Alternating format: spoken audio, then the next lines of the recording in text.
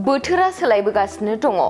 माखासे इयुन रादाब फोरमायगिरिफोरा इंराजि गोदान बोसोर 2025खौ लानानै मुलुगाव बांग्रि मावनाय, अर खामग्लुंनाय, बिरखं जाहाजनि जाब्रबथाय जानाय आरो गुबुन गुबुन गिख्रंथाव जाथाय जानायनि इयुन रादाबखौ होदोंमोन। बेफोरनि गेजेराव माखासे इयुन रादाब होनाया थार जागासिनो दङ। साना थांदों खोन्दो खोन्दो, बोथोरा फैदों हालो दैलो। नाथाय बोथोरा हालो दैलो फैदोंब्लाबो माखासे मिथिंगायारि गिख्रंथाव जाथाय जागासिनो दङ। दाब दाब जायगाफोराव माखासे मिथिंगायारि गिख्रंथाव जाथाय जानायखौ जों ससियेल मिडियानि गेजेरजों नुनो आरो खोनानो मोनगासिनो दङ। हरनि समाव महाशिवरात्रिनि फोरबो फालिबाय थानाय समावनो हरखाबै बांग्रि मावदों। बे बांग्रिया फुंनि 2:25 हरखाबै मावदों। बे बांग्रि मावनाया 5.0 मेगनिट्युड गोहोनिमोन। बे बांग्रि मावनायनि थावनिया आसामनि मरिगावनिफ्राय 9 किल'मिटार गोजानाव हा सिंनि 16 किल'मिटार गोथौआवमोन। बे बांग्रि मावनायनि गोहोमा भारत, भुटान, बांलादेशआव गोग्लैदों। नोंथाङा रेलवे, आसाम पुलिस, बेंक, टेट बायदि सरखारि साख्रि मावनो गोसो दं नामा? एबा नोंथाङा बेफोर बायदि साख्रिनि थाखाय थियारि खालामगासिनो दं नामा?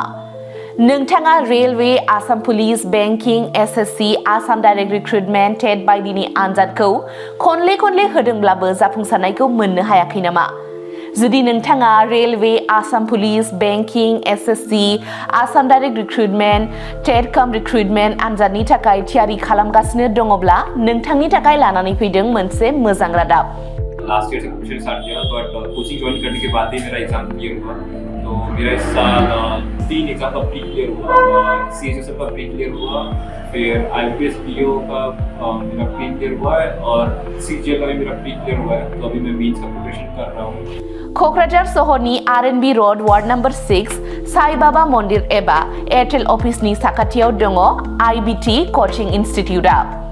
आईबीटी कचिं इनस्टिट्यूटआव banking, SSC, railways, defence, TET आरो गुबुन गुबुन सरकारि साख्रिफोरनि आनजादनि कचिं होनाय जायो आरो बेनि मुं थिसननाया दासान्दि सोलिगासिनो दङ। आं नाजाथाय मेथ्सफोराव उइकफोरमोन, ओमफ्राय दा बाहायनायानो एसे गोख्रों जाबाय आरो बाहाय सीए क्लासबो जायो।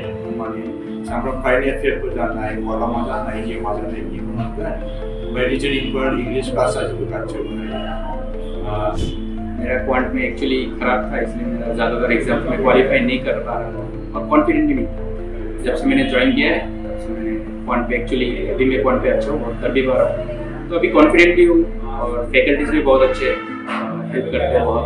आईबीटी कचिं इनस्टिट्यूटआव मुं थिसननायनि गोबां मुलाम्फाफोरखौ नोंथाङा मोननो हागोन, जेरै ल' course fees, specially daily current affairs classes, lifetime membership card, weekly 5 to 6 days classes, comprehensive study materials, regular online and offline mock test, Make My Exam app, flexible class timings, doubt clearing session।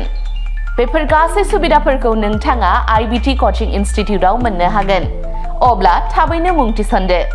आबुङै मिथिनो थाखाय 9387277188 एबा 9101325849 आव सोलोंनो हागोन।